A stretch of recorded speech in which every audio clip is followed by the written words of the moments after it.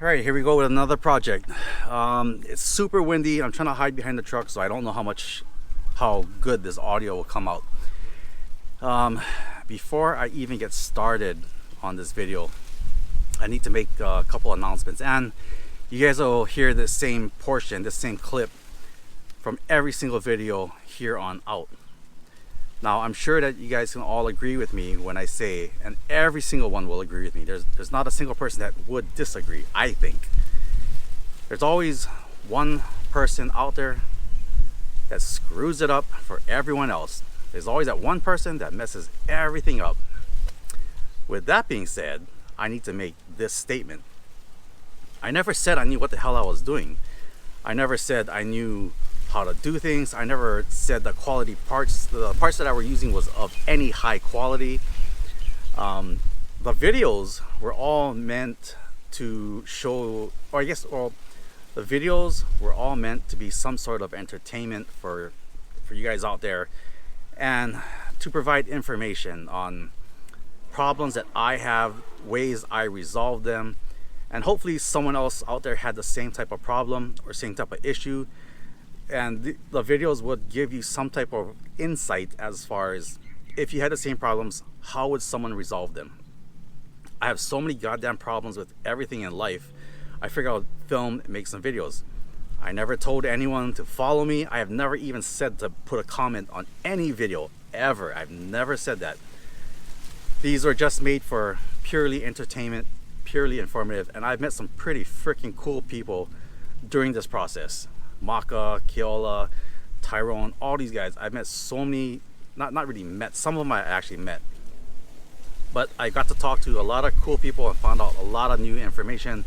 Michael, Joseph with the 34s, and everyone else out there. So, you guys will see this video from this clip from all the rest of my videos moving forward. I didn't say I knew what I was doing. If you follow what I'm doing and it messes something up on your vehicles, you're even more dumb than I am for making these videos. Who's the one that's even more stupid? Me for making these, or the person for following? So, that's my little disclaimer. I don't know what I'm doing.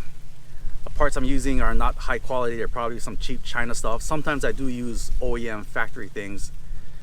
So it is what it is, right? It is what it is. Follow at your own risk.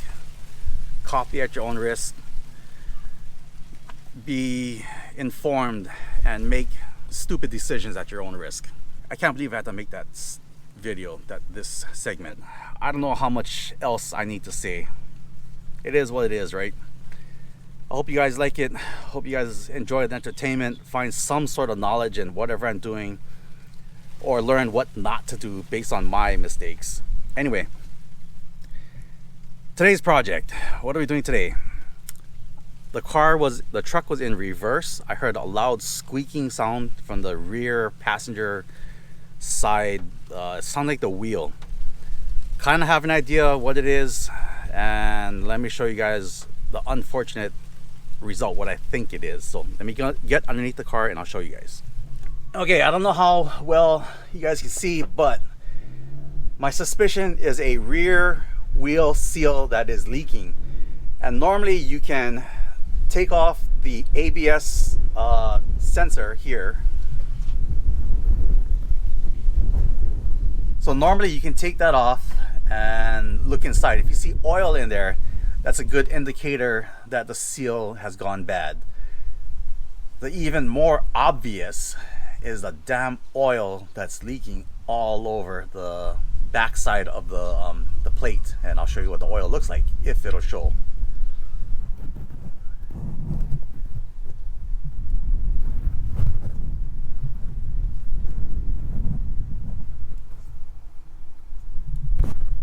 So to minimize oil loss, I am going to jack up one side of the rear end at a time and try to tackle each side. Now, I've done this. I changed the wheel bearings a couple years ago. Because I changed the wheel bearings a couple years ago, I think I did the seals and everything. I think that was the one seal that I did not change, the inner seal. I did the wheel bearings, the outer casings, the retainer, thing that you flip backwards to get a better seal. I think I did all that, but I just did not change the inner seal. So now I'm faced with the problem. Since the wheel is going to be off, since I'm going to have to pull the whole thing out, do I spend the money and change it all over again? Common sense tells me yes. Now's the time to do it, since the whole thing is going to be pulled apart. There's some kits from Marlin Crawler, all new bearings, all new seals, all new retainers, everything. I think it's about $79 or so, give or take. The common sense thing is to go that route. So that's not what I'm going to do. I'm going to pull everything apart and just change the inner seal. I'm going to regret this, I can guarantee it, but at least I'm going to go with the OEM parts. So let me take a look and I'll show you guys what I'm going to use for OEM parts for the seal.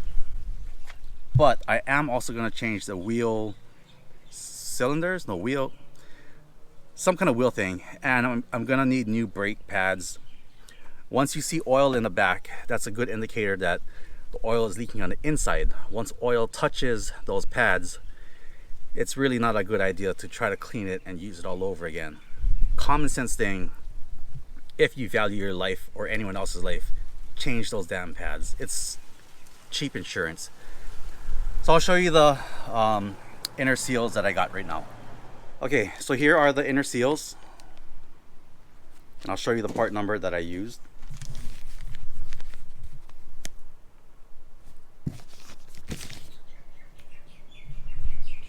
And just in case I screw one up, I got an extra one. So I have a total of 3. Let's see. The seals came out to approximately $40 from Servco, and this is from the dealership.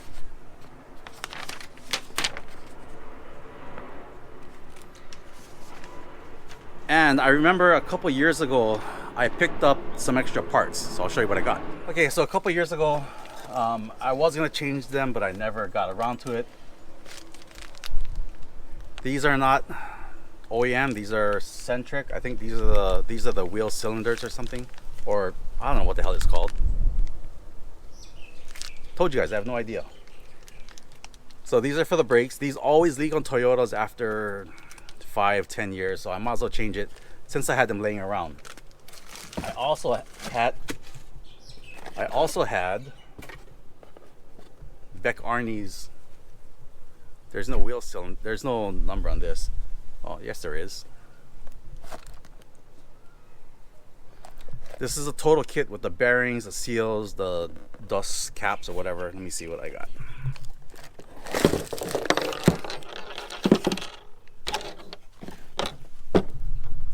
The unfortunate thing is the bearing that I got, I ordered for the wrong year. So there's a little lip on this thing. There's a little lip, so I don't think I can use this. But everything else, like the races and stuff, the seals, the clips, I can use all of those. So I'll probably just end up reusing some of the dust seals things. I might change out whatever this is. This goes on the very outer portion. All the rest of the things I'll wait for a later time. I probably still may order the complete set from Marlin Crawler. It's only $80 for one, so I'm gonna do it anyway. Alright, first thing to do is jack up that one side so I don't spill a lot of oil. If I just tilt the truck one way, I'm hoping to minimize my oil loss. And if I'm correct, I will see a ton of oil all over the inside of the brake pad or whatever. Let me pull it off and see what it looks like. Well, the drum is off and my suspicions are confirmed. Oh my God, let me show you guys what it looks like when your inner wheel seal leaks. And this is the drum.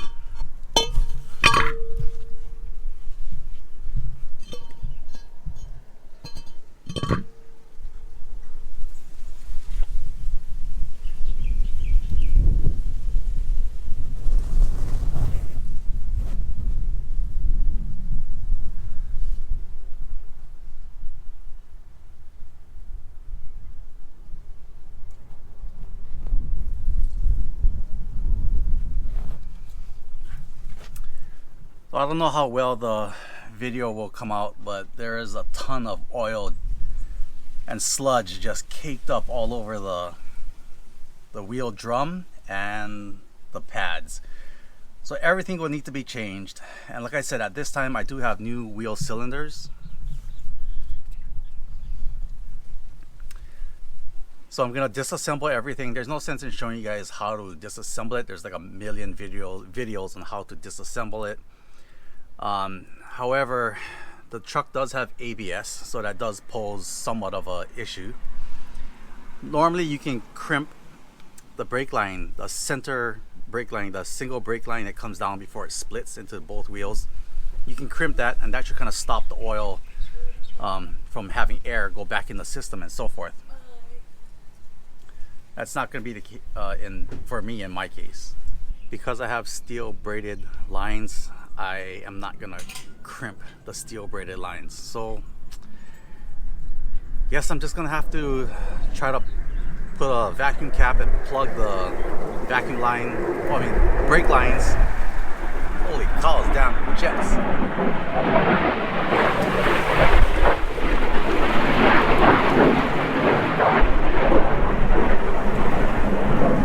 Holy cows, when those jets fly over, it shakes everything. And when they fly low, that just pisses me off. It shakes the hell out of everything. Wish I had a laser, but federally, that is a federal offense. You will go to jail. I think it's a felony. Anyway, let me grab some vacuum caps. I'm gonna seal off the line once I disassemble it from the back, the two 10mm nuts. Then I'm gonna pull off the brakes, the brake drums themselves. Yeah, and then swap it all out and we'll see what happens. So I'll be right back. Or I guess I'll put you guys on time lapse.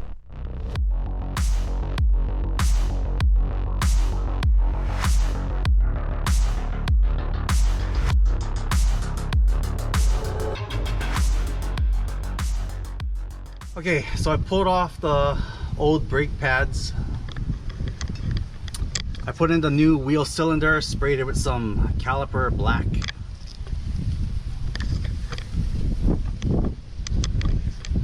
Okay, now all I have to do is swap out the brake pad, all the hardware on the old brake pads over to the new brake pads. The four bolts in the back of the housing. And I'll just pull the whole thing out. So let me do that and I'll be back.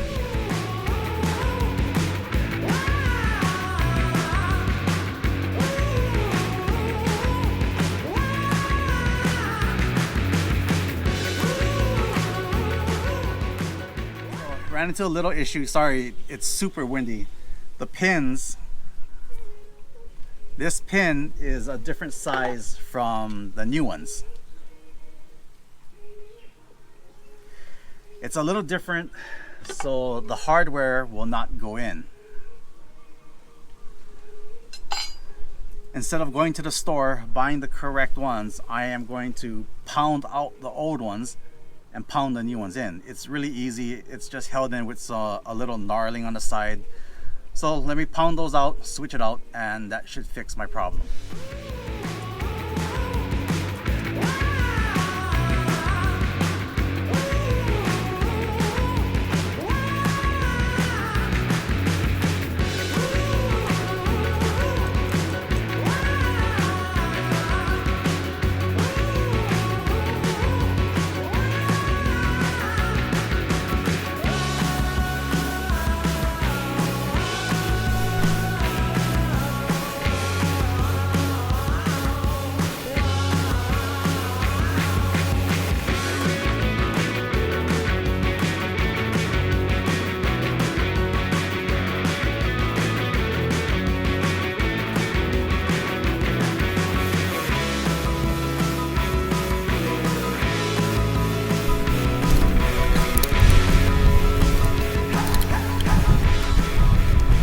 Okay, so stupid me, I put the brake lines back on and I just realized I have to pull the whole axle out, so I had to take the brake lines off again. I took off the 4 bolts, the 14 millimeters in back of it, and now I can pull it out. So let me pull out the axle and expose the inner seal.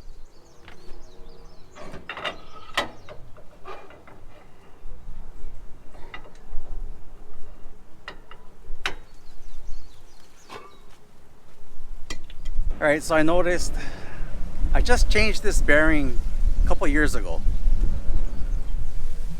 Sorry to wind, I just changed the bearing a couple years ago and now it's still a little wobbly.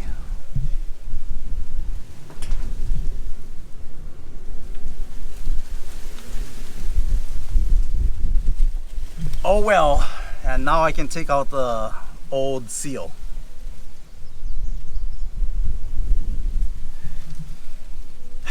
So it looks like I will have to replace the wheel bearing. I don't know how soon. I'm gonna wait. This is actually not too bad. It's pretty easy. It took me about maybe 30 minutes to pull off this side. So it's really doable if I need to do it once again in the future. Daryl is off to Japan. I guess I'll just have to wait until Daryl returns, and that way he can press on the new bearing and press on those coupler, whatever those things are. So anyway, meantime, what I'm gonna do is just pull out the seal, pop in the new seal, and put everything back together. So let me grab the new seal and pull this one out.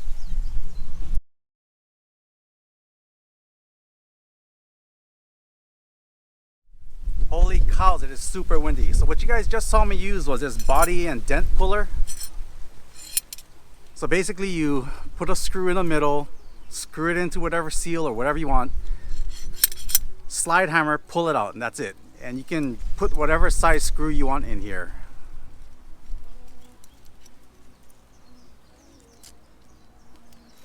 And this is just a regular framing wood screw, typical.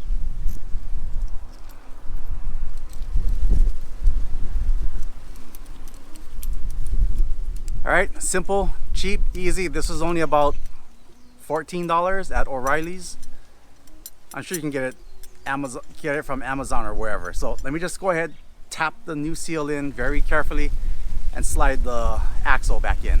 Okay, the seal is in. Now the only seal driving kit that I have is one of those eBay cheap China stuff. Those things I found out are total trash, so I threw it away. There's no sense in using a punch. I had a brass punch around here somewhere. Oh, here. If you use one of these brass punches, you will still deform the seal in some way. Oddly, I was desperate, so I used the can, and this fit almost just right in there. So I got the can, stuck it on the seal, tap, tap, tap, tap, tap, and it worked. So it actually worked.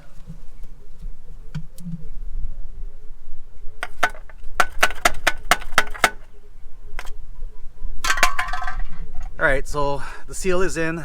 I'm gonna put the axle back in. Once the axle is back in, then I can put the brake pads on and start on the other side. So let me take care of that right now.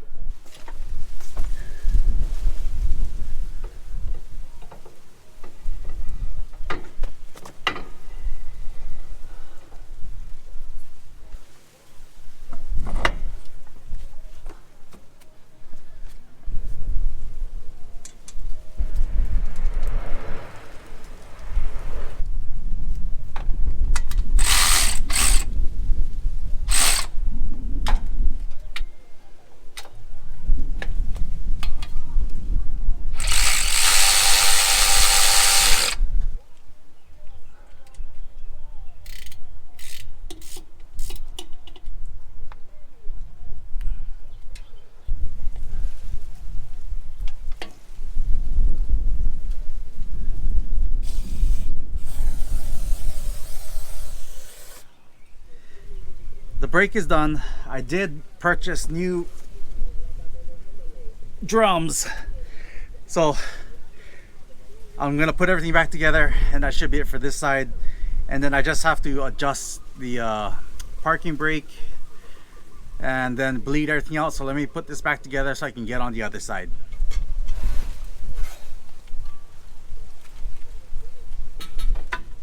Okay, so the Passenger side is done.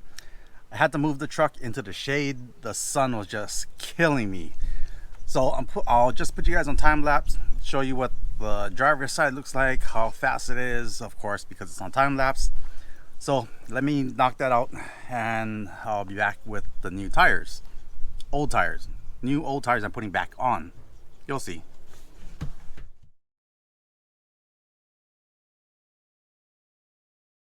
Little change of plan. Because I think the wheel seal is very good on this side, because like I said, I just changed it a couple years ago.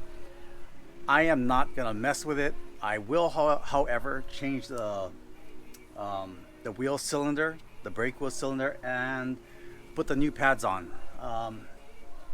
If it breaks later on, if it starts to leak, then I'll change it. But I'm tired already. I want to get away with this as easily as I can. So I'll just change out the pads, wheel cylinder, and that should be it for this side. So time lapse again.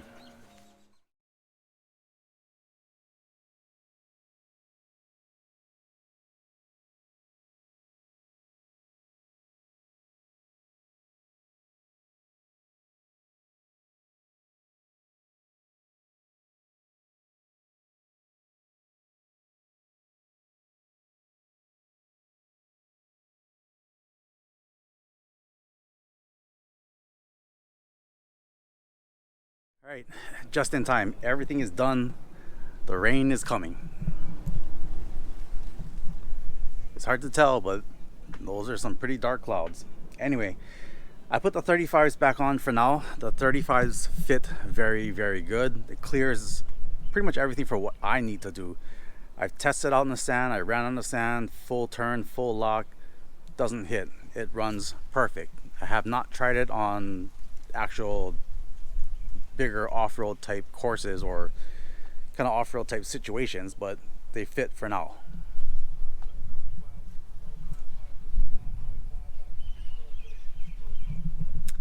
These are 17x9 Summit Dakars. I think the offset is -12 or 17, something like that. I don't know. Anyway, I only did the one side.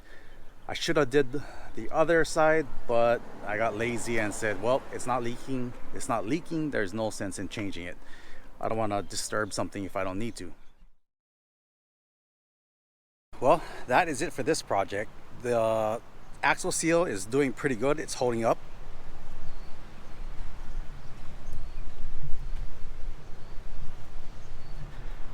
No problems yet. I'm here testing it out at campgrounds. The truck is only 2-wheel drive. It's not a 4-wheel drive. Open diff, so I can't really blast around on the sand. I can just go on small surface areas. The 35s are holding up super good. It's not hitting. It's mildly flexing, not too much, but it's working out really good. The 35s are perfect. The 17x9s on 35, what are these? 35 12 halves or something? 35,